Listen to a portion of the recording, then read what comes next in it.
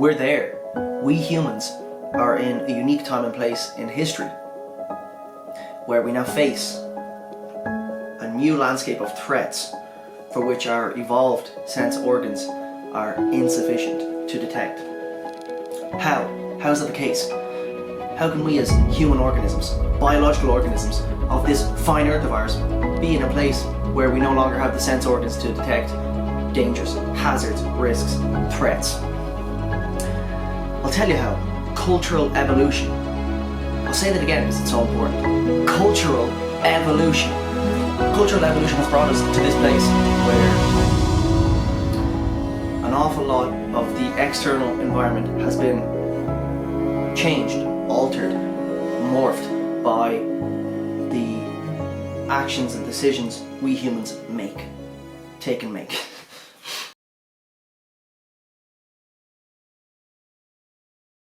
When we humans first ventured into the cold northern hemisphere, where the climate was much colder than it is from where we came, instead of evolving thick fur coats and lots of blubber, like some organisms do, they genetically evolved these means to adapt themselves to the colder climate. We humans culturally evolved means to fulfill the same function of adapting ourselves to the colder climate. To become more efficient hunters, instead of evolving sharper teeth and claws, we invented technologies to fulfill the same function. So we made spears and axes. Better again, instead of relying on the number of calories nature provided per meter square of land, we discovered agriculture and greatly increased the number of calories that we could harvest from a given area of land.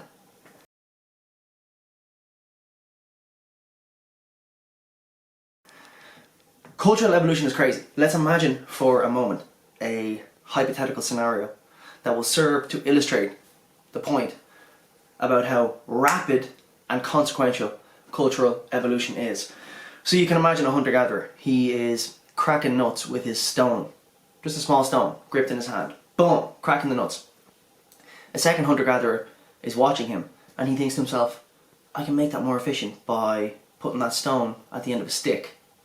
And that will increase the leverage and it will decrease the amount of energy needed to crack open a nut. Energy needed on behalf of the individual who's cracking the nuts. So he makes that observation, then he makes the necessary modifications, and the first hunter-gatherer goes about cracking his nuts again, and he realizes this is much better. A third hunter-gatherer is observing this guy, the first one now, cracking the nuts with a hammer-like tool, and he says, wow, I could bash some skulls in way better with a tool that's simply an upscaled version of the nut-cracking hammer. So he then makes the necessary modifications and he goes to war with enemy tribes. He and his tribe go to war with enemy tribes and they just decimate enemy tribes because of this technological innovation that exponentially increases their power against other tribes who have no defense against this new technological innovation. This is the power of cultural evolution. It can all happen within the lifetime of a single individual, and the consequences are massive, both positive and negative. So from the perspective of the tribe who wins, easily wins intertribal warfare as a result of the innovation, it's great. But from the perspective of the tribe who gets decimated, it's terrible. So then the decimated tribe have to technologically innovate counter measures against the bludgeon weapon that was just used against them, so they make shields and the arms race goes on. Lots of technological innovations until we get to nuclear power, until we get to drones, until we get to fucked up shit. That is how consequential and rapid cultural evolution can be. So now, to more clearly see this new landscape of threats which stem from cultural evolution, but as we just said, cultural evolution can be both good and bad depending on the perspective you take. Let's go through some concepts that will help clear up this new landscape of threats that we face.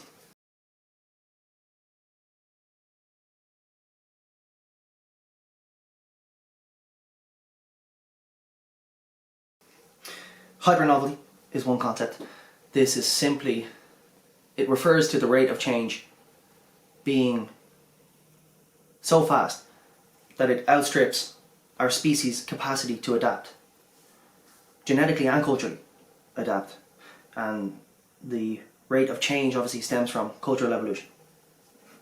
Hypernovelty is a term coined by Heather Hine and Brett Weinstein in their book A Hunter-Gatherer's Guide to the 21st Century. Boom. Next term, hypernormal stimuli.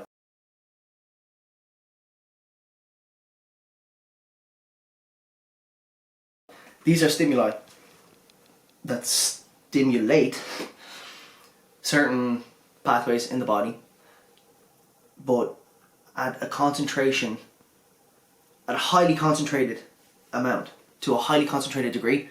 So take for example sugar. Sugar was limiting in an ancestral environment, so our sensitivity to sugar would have been massive. So the smallest bit of sugar that we could find would have been detected by our taste organs. But now take hyper-novel modernity and we have highly processed foods with just massive concentrations of sugar relative to the ancestral amounts of sugar we will have encountered occasionally.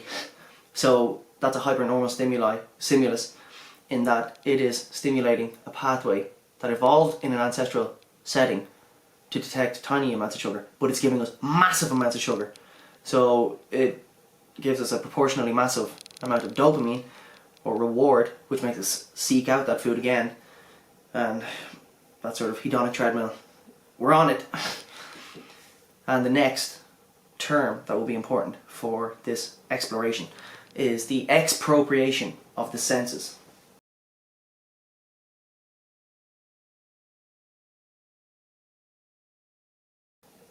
We can no longer trust our senses to detect threats and hazards. And a good reference here is the video by the YouTube channel Like Stories of Old. I think his name is Tom van der Linden, and he has a video called Chernobyl, How the World Became a Risk Society, something like that. It's a great video to show how radiation as a threat cannot be detected by human sense organs. So we think it's all good, but then the radiation sensors, the tools that we've created to sense radiation in the air, go off, they go 90. So we've sort of outsourced our detection of this threat to a tool. But just imagine for a moment in hypernovel modernity where everything's changing so fast, new threats arise for which we have no idea how to detect, yet anyway. So we could be just stewing in a mess of hypernovel toxins and pollutants right now and not know it. Oh, what a great thought. Okay, so we've run through cultural evolution and how it can be a problem. We've gone over some useful concepts that might help us to better see the new landscape of threats that we're faced with. Now let's go into the problem, the necessity and problem of hyper-specialization.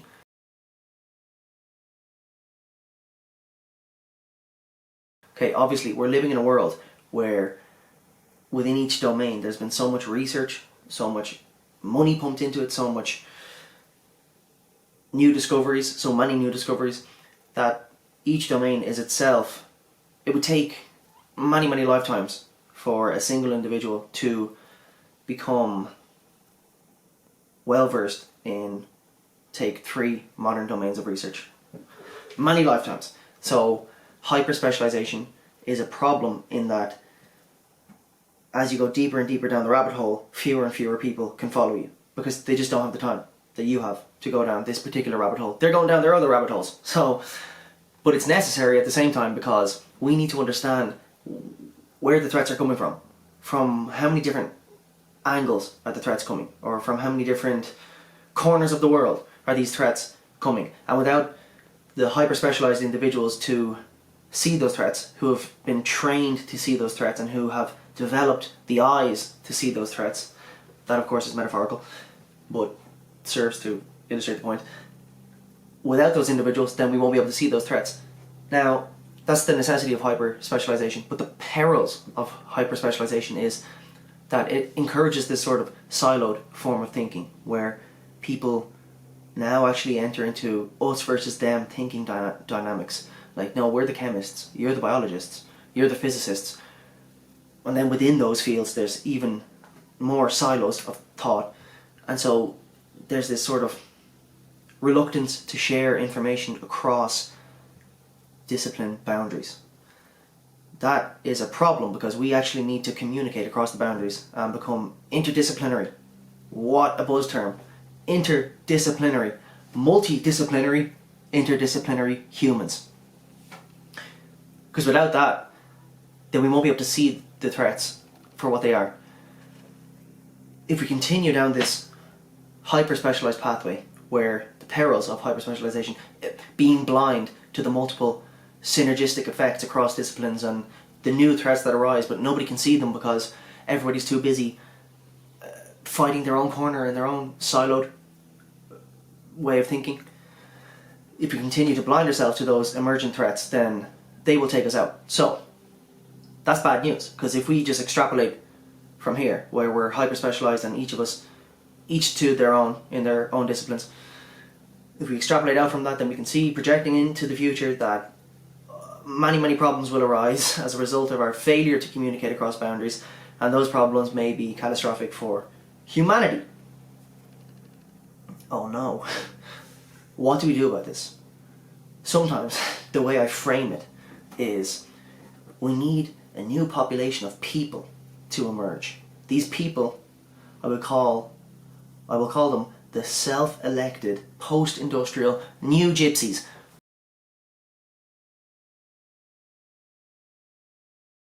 Why? Because these are fringe people. They don't adhere to the mainstream society, and yet they're not completely antagonistic to that mainstream society. And so the self-elected, post-industrial new gypsies have to construct and establish a parallel poli.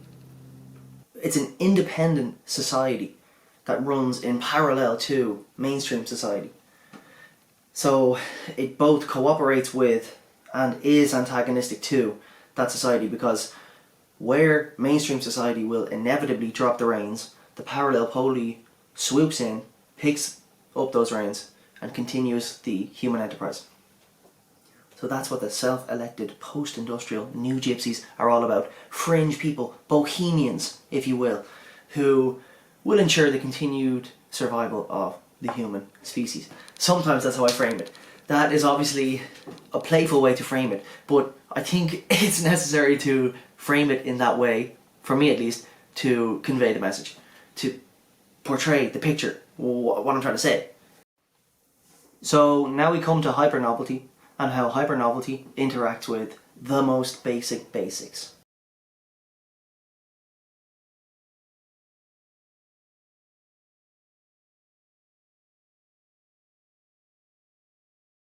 Let's now get down to some of the practicalities of where hypernovelty directly, negatively impacts your life as an individual.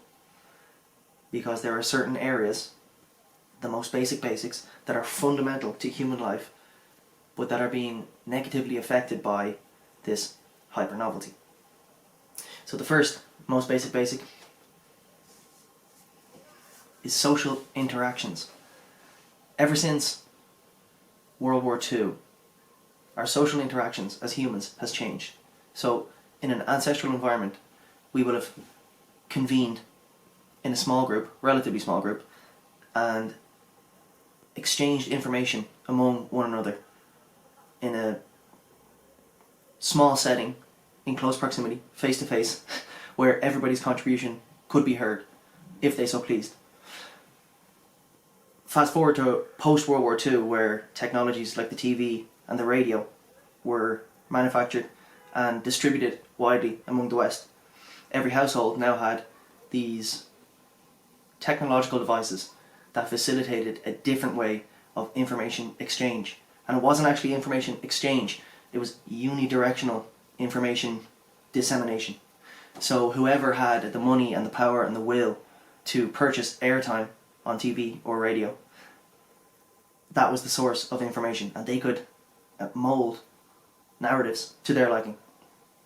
Fast forward again to the emergence of social media, and we get a completely different information landscape, where Now it's many to many individuals interacting across a chaotic sea of information exchange.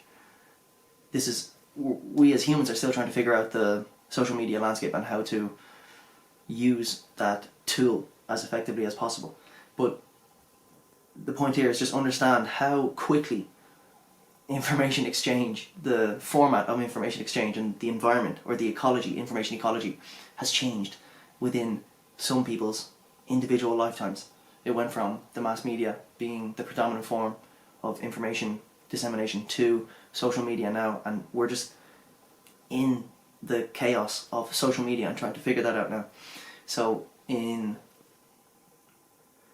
sketching a rough outline of this new landscape of threats, we need to understand that with social media comes a few negative impacts on the individual. So currently the way we're using it is crazy because we're just relying on the behemoth companies and the business model that they subscribe to guide how we're using the social media. And the effects of that are terribly negative for individual humans because we're seeing a polarization of the public, the re-emergence of us versus them thinking dynamics. So we consider ourselves a part of an in-group on social media and everybody else is the out-group, and so we'll fight ferociously for our in-group at the expense of the out-groups that we perceive as out-groups. But the fact is that we're all in this together. We have shared fate on this planet. So this is that polarization and that us versus them thinking is driven by the business models that the behemoth companies adhere to. Another negative impact of social media on the individual mind is this idea of limbic hijack. In optimizing for attention, these companies provide content that emotionally grabs you at your most basic level in your brain, your limbic system. It hooks you and pulls you in, and you can't really control yourself anymore. You're like a mindless scrolling robot now because it has you in its grips. The optimization for attention grabbing, boom, it has you in its grip. So they're just some of the negative impacts that this new social media landscape has on the individual. So in drawing the rough outlines of this landscape of threats, understand that those are real threats. Secondly, there is hypernovelty and how hypernovelty affects food. So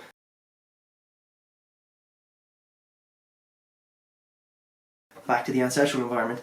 In an ancestral environment, sugar, fat and salt, these will have been good indicators for nutritious food.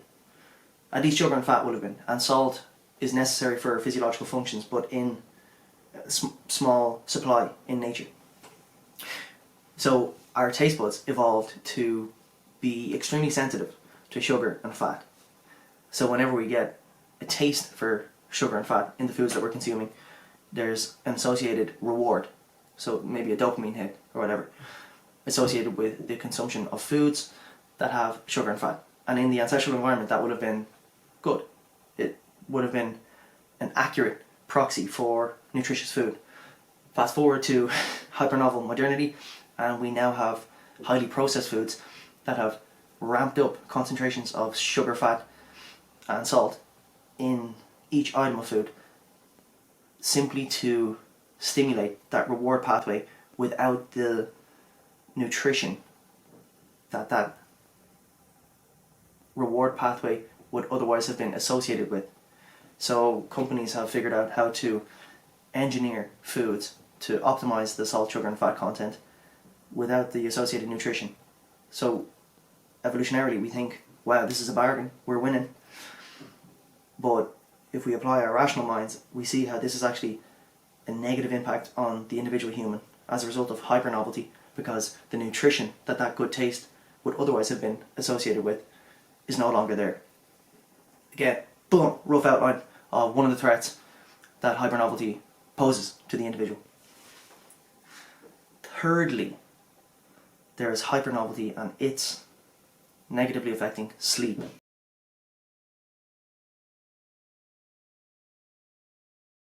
Sleep is the third most basic, and this is a deeply biological function, but in today's world, many people find sleep problematic. I'd imagine this is because there are hypernovel factors that disrupt the physiological cascades that would otherwise ease us into a good night's sleep. And if we focus here on light, and light as a cue for keeping your body in tune with the circadian rhythm of the sun. Sun up, sun down, sun up, sun down. That's a fairly reliable cue, but because of hypernovelty and the way we currently live, we miss out on certain cues. So living a life that's mostly confined to indoor spaces, we miss out on the cue of sunlight reaching our eyes and recalibrating our internal circadian rhythm to remain in tune with that sun up, sun down cycle. That's one place where hypernovelty might be negatively affecting sleep. Another place where sleep may be disrupted by hypernovelty is the use of technological devices that use blue light mostly, and that blue light is disrupting the physiological cues that say, okay, we need to sleep now.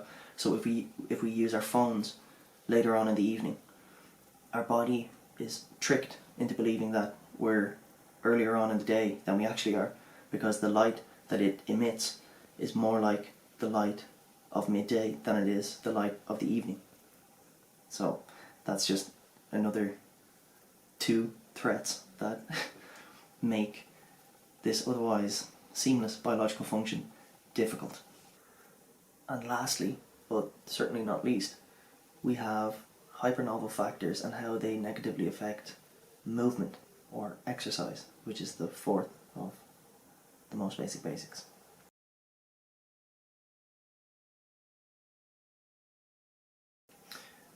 In an ancestral environment, our bodies will have had to move if we were to survive. Otherwise, we would have died. So we had to hunt, gather, we had to track the herds, we had to just, in day-to-day life, there would have been physical demands placed upon our bodies that had to have been met by our responding accordingly with movement. But in modernity, with our lives being confined to the indoor space, we can actually live whole lives where movement is kept at an absolute minimum. So you can imagine a worker, an office worker say, working at his laptop, where he works there, earns his living there, and also orders his food there and gets his food delivered. So the main point with that last chapter, the interaction of hypernovelty and movement or exercise, is that although it might be inconvenient for some, the body is a biological organism that has evolved to move. Modern culture would have us believe that movement or exercise is optional, but the biological fact remains that we have a certain amount of energy allocated to movement, exercise, physically navigating physical space in this world, and that's not optional, and that's not it's not a luxury to be able to exercise or be able to not exercise. It's a necessity to exercise and sort of discharge that battery of lunacy. That's a piece for another day. So hopefully this makes sense. This was an introduction to hypernovelty and how hypernovelty interacts with these just four most basic areas of human life. But hypernovelty is so rapid, and the magnitude of change becoming so great, that we will be able to speak to this endlessly in our lifetimes anyway. And I think it's important to do so, just to recognize the new landscape of threats that we face as humans today